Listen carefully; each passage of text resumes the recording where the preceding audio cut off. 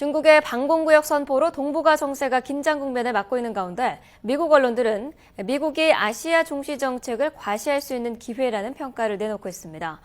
그러나 악화된 한일 관계와 북핵 문제 등으로 미국의 아시아 중시 정책에는 제약이 적지 않다는 점에서 미 정책 당국자들의 고민은 커질 전망입니다. 워싱턴에서 왕선택 특파원의 보도입니다. 지난 23일 중국이 방공 식별구역을 선포한 이후 미국 언론들은 오바마 행정부의 아시아 중시 정책을 보여줄 수 있는 기회가 온 것으로 해석했습니다.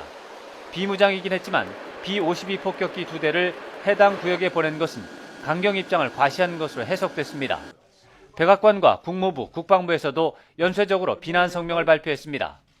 그러나 오바마 행정부는 아시아 중시 정책을 가시적으로 표현하는데 고민이 적지 않은 것으로 보입니다. 중국의 강경 대응 기조를 보이기는 했지만 큰 틀에서 미중 관계를 적대적인 차원으로 악화시키지 않는 범위를 유지할 필요가 있기 때문입니다.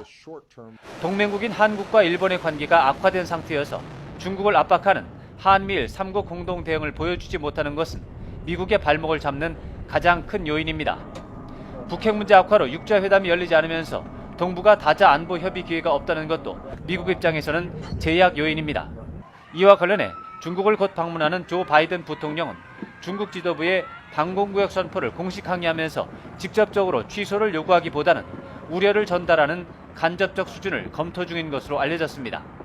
이 경우 이번 사태를 외교적으로 해결할 수 있는 분위기를 만드는 데는 도움이 되지만 아시아 중시 정책과 관련한 국내외 의문과 반발이 가시지 않는다는 점이 고민거리입니다. 바이든 부통령의 아시아 순방은 미국의 아시아 중시 정책에 대한 입장을 대내외에 보여주는 기회가 된다는 점에서 비상한 주목을 받게 될 전망입니다. 워싱턴에서 YTN 왕선택입니다.